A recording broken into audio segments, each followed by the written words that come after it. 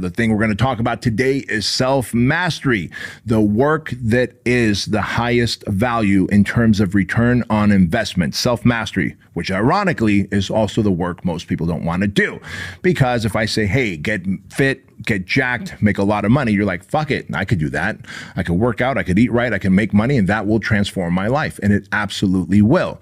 But that is something that I tell you because that is a long way of going around to fixing your life, to getting over the traumas and all the shit that is holding you back and causing you to self-sabotage, and all the vices that you're taking and all the shit that you're smoking and drinking and television that you're watching and the food that you're eating to escape the realities of life because they are fucking with you, my friend.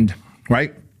Now, self-mastery is the greatest work that any man can do, period. Like, more important than making money, more important than being fit, self-mastery is about being able to heal from the traumas that you've experienced in life. Maybe like me, you've experienced sexual abuse.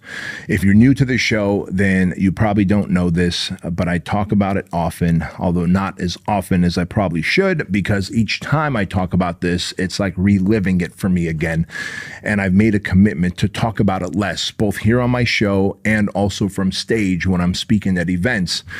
But it's worth mentioning here and now that when I was a young boy, between the ages of 4 and 6, I was molested by 2 older boys in Armenia, communist Soviet Union, where we lived.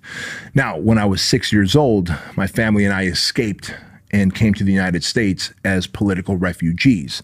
And we lived in Section 8 housing, and we lived in the ghettos, and we didn't have much food. We lived on, food stamps and hand-me-down clothes and whatever. We got by. But when you're living in Section 8 housing and in the ghettos, you're surrounded by some unsavory characters who also are going to pick on you. So not only was I beat up in the Section 8 housing complexes once we came to America, but before we left Armenia, I was molested by 2 older boys over and over again between the ages of 4 and 6. Now, as you can imagine, being a foreigner to this country, not speaking English, not understanding the language, being beat up and called names, and then being molested sexually in Armenia, that left a lot of scars on me mentally and emotionally. And you would think that it would have been a good idea to deal with them as a kid. Now, I kept my mouth shut. I told no one about it ever until the age of 38 when I had a massive panic attack. Now, if you've ever read my book, Man Up, then you know that the chapter that I talk about, that I titled The Morning of My Heart Attack, is really about how I had a massive panic attack. I thought I was having a heart attack because I had never had a heart attack before, and both arms were tingling and my throat was closing up and I had tunnel vision and my heart was racing and I'm pouring sweat and I'm like just overheating and I'm like, holy fuck, I'm 38 years old and I'm about to die. This is a heart attack. I was so stressed out trying to grow my businesses.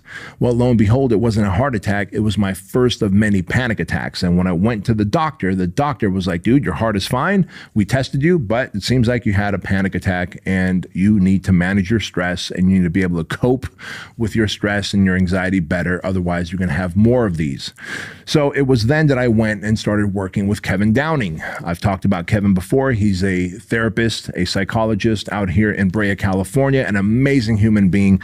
Since then, I think I've probably referred 60, 70 men to Kevin Downing, and he's worked with many of them to help them overcome their shit, to heal from their traumas, to heal from the adversity that they've faced. Because let's face it, like if you're a human, there's a high probability that you've just experience some level of trauma, of abuse. And it doesn't matter if it's sexual abuse, physical abuse, mental abuse, emotional abuse, whatever the abuse source was, it lights up that part of your brain and that fight or flight system where you're always anxious, you're always on edge. And when you start getting overworked and you're trying to launch a business, or maybe you're trying to get into a relationship, or you're trying to get fit, you're doing something new, you begin to self-sabotage because you don't feel worthy.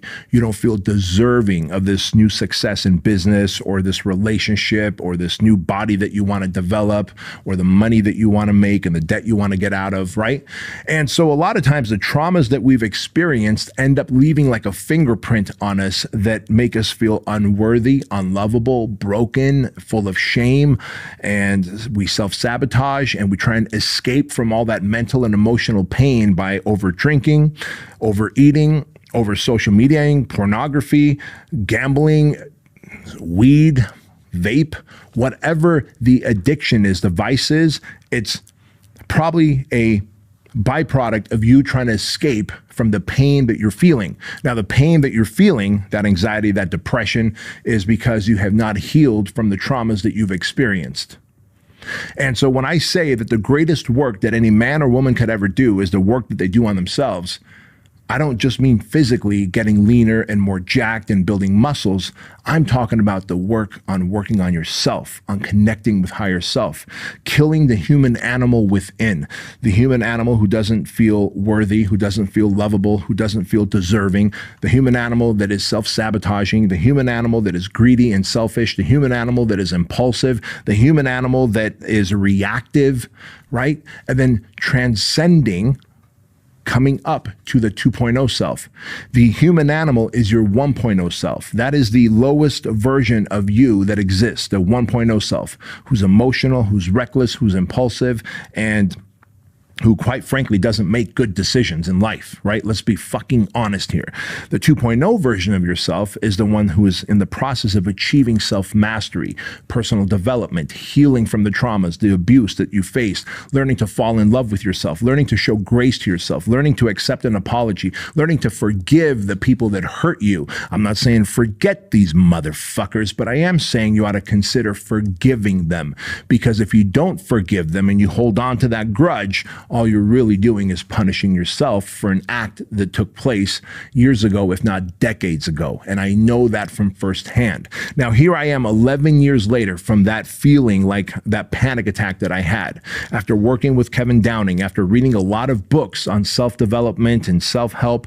One of the greatest books I've read, in fact, two books that I'm going to recommend to you. One of them, you've heard me talk about this before, Napoleon Hill's book, Outwitting the Devil, right? Fucking awesome book that every single one of you should read. Napoleon Hill's book, Outwitting the Devil. The other book I recommend you read is The Body Keeps the Score. I think the author's name is Dr. Van Bezel. The Body Keeps the Score. Just look it up on Amazon, get it on audio, or get the physical book and read it, because the body truly does keep the score when you have experienced any kind of physical, mental, emotional abuse. Sexual abuse, right? Like when you've experienced the abuse, your body keeps the score. You're on edge. You're addicted. You're jumpy. You're always suspicious of people. You don't know how to build relationships because you can't trust. You can't let people in. Like that was fucking me, man. I couldn't let people in. Like how the fuck am I going to thrive in a relationship when I can't let someone in? How am I going to work a business partnership when I can't even trust my business partner, right? Because you have trust issues when you've experienced any kind of abuse. And so when you think about all the different fucking levels of self-sabotaging that exist, and then all the different vices that we use to escape from the pain that we're feeling, the frustrations that we have, like how long are you going to run away from the pain, from the feeling unlovable and not worthy, and feeling like you don't deserve success and happiness? And therefore, when you start achieving a little bit of success and happiness like I did, what do? You're like, this is unfamiliar. It's unfamiliar. I'm going to self-sabotage. It's not a conscious decision you make. You know that, right?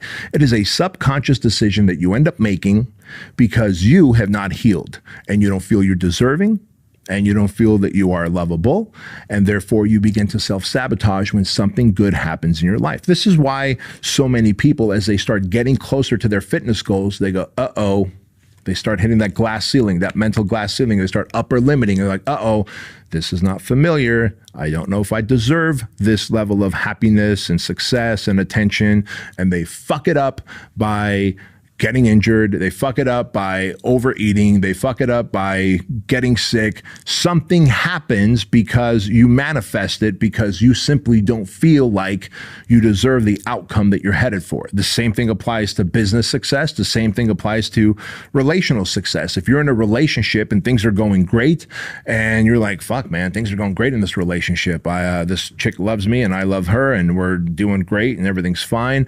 But subconsciously you're like, man, I'm not used to a relationship where things are going great, where things are predictable, where I'm loved and I love her and it's safe. I better start fucking it up somehow. And that is when you start doing stupid shit and you fuck things up, and that is how you end up in a shitty situation of a relationship. I'm here to tell you that if you have experienced any kind of abuse, physical, mental, sexual, emotional, like, do something about it, man.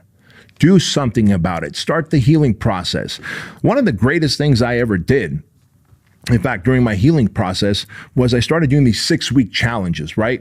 You've heard me talk about my first 6-week challenge. That was the marathon, right? This was 10 years ago. I decided that I'm going to sign up for the San Diego Rock and Roll Marathon, and I'm going to hire a running coach.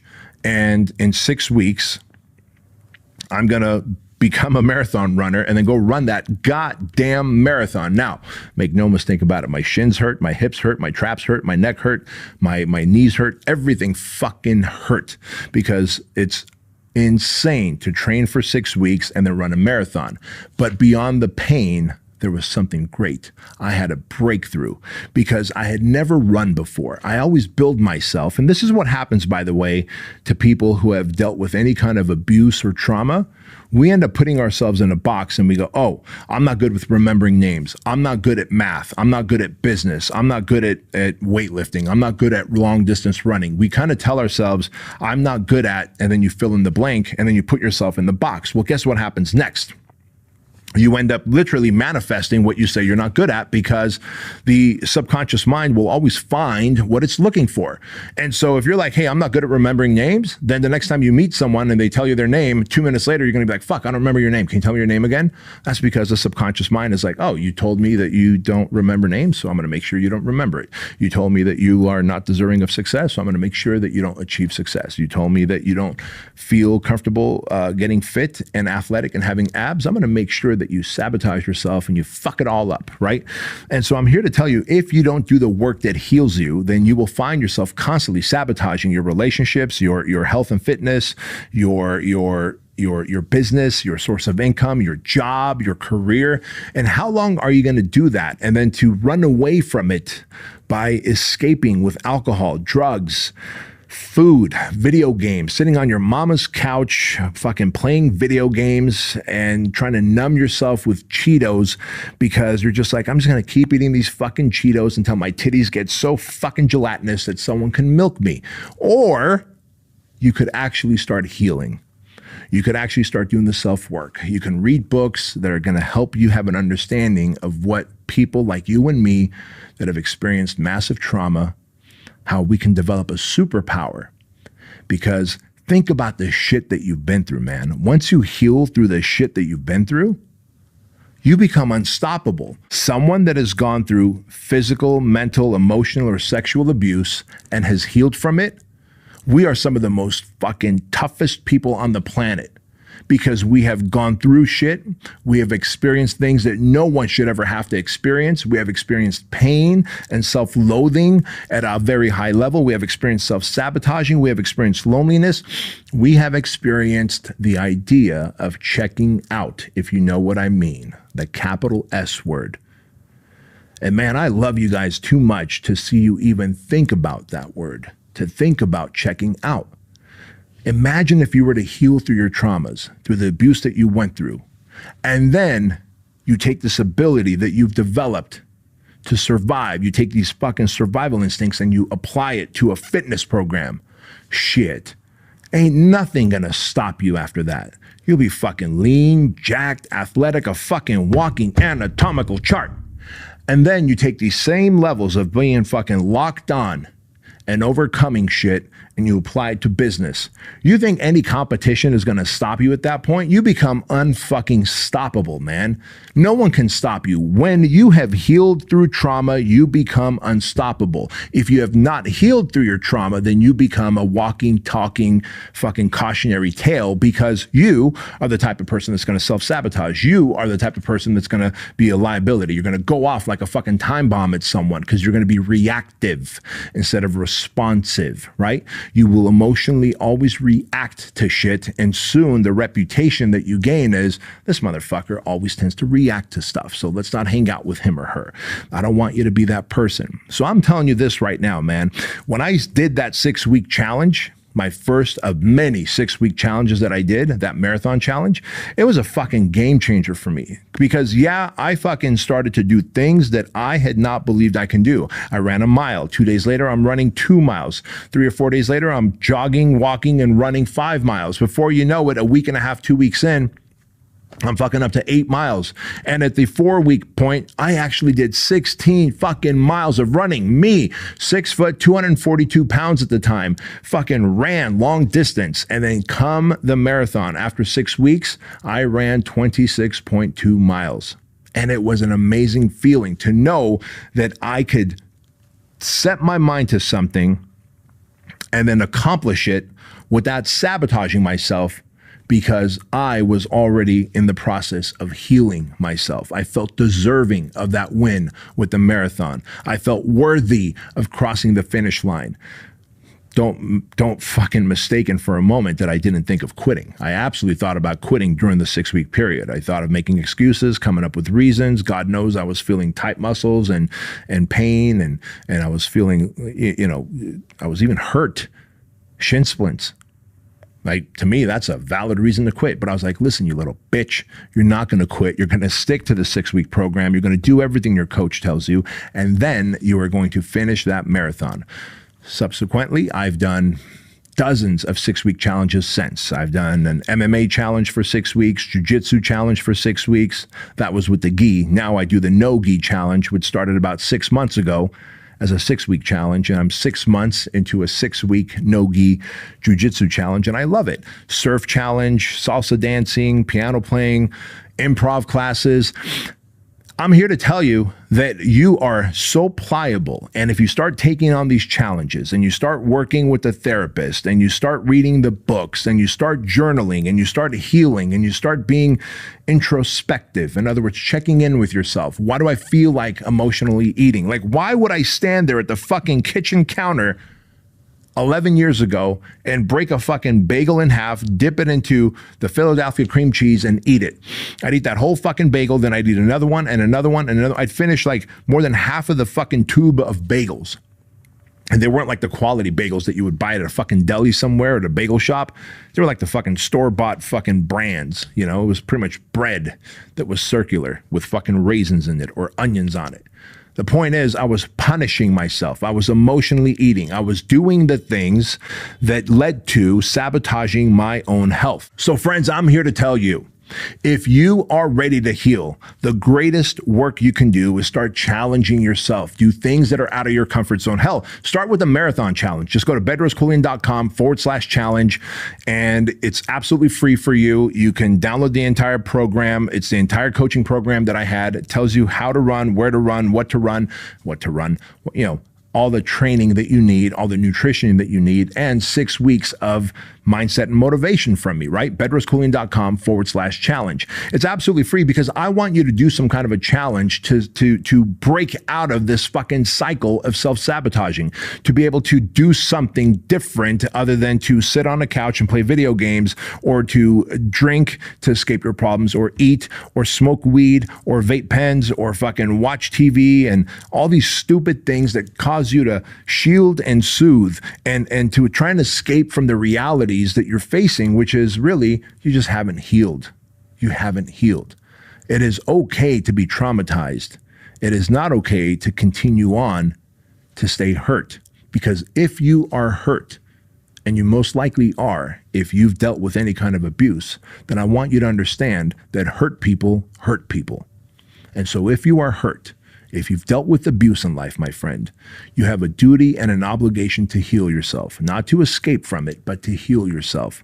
Go work with the therapist, start reading the books, start doing the challenges, start getting fit, get on a proper morning routine, start finding a sense of purpose, get around other people, get outside and get some sun, be active, and start journaling and actually start healing the inner child. Because when you do, guess what happens next? You end up having breakthroughs in your relationship. You end up having breakthroughs in your health and fitness. You end up having breakthroughs in your business and your money. And all of a sudden, you don't have to rely on these fucking vices that have got you addicted just so you can try and escape and avoid the pain that you're experiencing. Because nothing breaks my heart more than when I hear someone say that they have to smoke or drink just to go to sleep at night, to deal with the demons inside, or when they wake up first thing in the morning, they reach for that vape pen or their social media and they start scrolling aimlessly